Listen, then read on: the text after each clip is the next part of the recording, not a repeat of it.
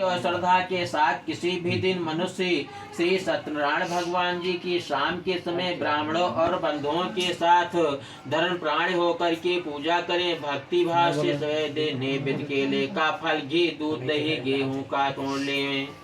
गेहूं के अभाव में साठी का चूर्ण, शक्कर तथा गुड़ लें और सब चढ़योग पदार्थ जमा करके स्वयं पर अर्पण कर दें तथा बंधुओं सहित भोजन करावें। भक्ति के साथ स्वयं भोजन करें। नीति आदि का आचरण कर श्री सत्यनारायण भगवान जी को आस्मरण कर समस्त समय व्यतीत करें। इस तरह का व्रत करने वाले को मनोकामनाएं निश्चय ही पूरी होती है। विशेष कलिकाल में भूमि पर यही मोक्ष का सरल उपाय है। इत स्कंदे पुराणे रेवा खंडे श्री सत्यनारायण व्रत कथायाम पहला अध्याय प्रेम सोलो श्री सत्यनारायण भगवान जी की जय।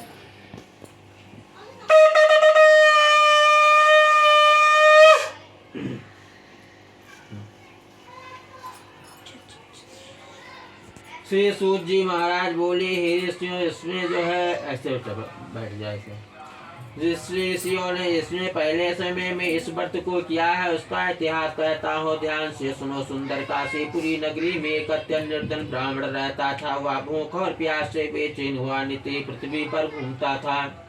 ब्राह्मणों को प्रेम करने वाले जो है भगवान ने ब्राह्मण को दुखी देख करके बूढ़े ब्राह्मण का रूप धारण उसके पास जा आदर के साथ पूछा कि हे विप्र, नित्य दुखी हुआ पृथ्वी पर क्यों घूमता है?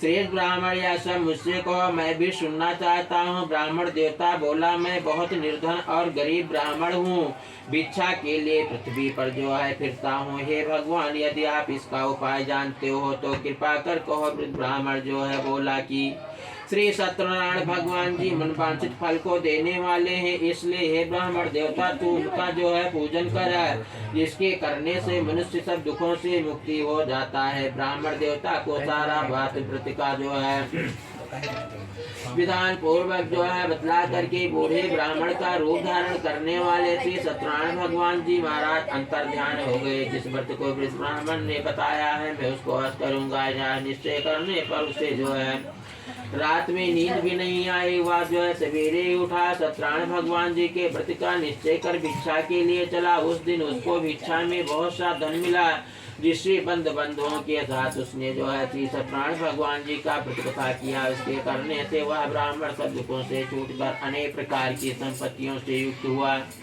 उस समय से वह ब्राह्मण हर मास व्रत करने लगा। या इसी तरह श्री सत्यनारायण भगवान जी के इस व्रत को जो करेगा वह सब पापों से छूटकर मोक्ष को प्राप्ति होगा। आगे जो पृथ्वी पर श्री सत्यनारायण भगवान जी का व्रत करेगा वह मनुष्य जो है सब दुखों से छूट जाएगा। इसी तरह नारद जी ने नारायण का कहा हुआ यह व्रत तुमसे कहा है प्रिय, और मैं क्या कहूँ? ऋषिश्वर महाराज बोले, संसार में श्रेष्ठ संसार में इसी ब्राह्मण से सुनकर किसने इस व्रत को किया है वह मैं सब सुनना चाहते हैं, इसलिए हमारे मन में श्रद्धा है।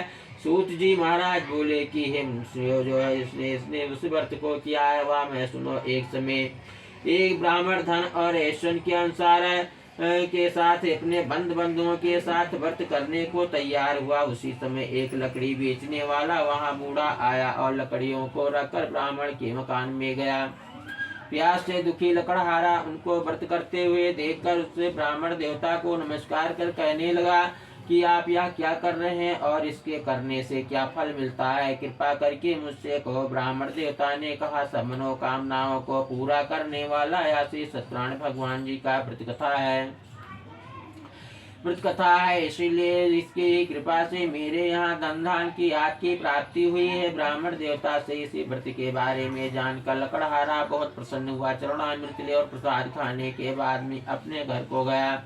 लकड़हारे ने मन में इसी प्रकार का संकल्प किया कि आज ग्राम में लकड़ी बेचने से जो भी मुझे धन मिलेगा उसी धन से मैं श्री सत्यनारायण भगवान देव का उत्तम व्रत करूंगा। यह मन में विचार कर वह बूढ़ा ब्राह्मण लकड़ियों अपने सिर पर रखकर जिस नगर में धनवान लोग रहते थे ऐसे सुंदर नगर में गया। उस रोज वहां पर उसे उन लकड़ियों का दाम जो है पहले दिनों से चौगुना मिला। तब वह बूढ़ा लकड़हारा दाम ले अति प्रसन्न होकर पक्के केले की फली, शक्कर, घी, दूध, दही, गेहूं का श्री सत्यनारायण भगवान जी के व्रत की कुल सामग्रियों को लेकर अपने घर गया। फिर उसने अपने आसपास को भाइयों को बुला करके विधि के साथ भगवान जी का पूजन और व्रत कथा किया। उसी व्रत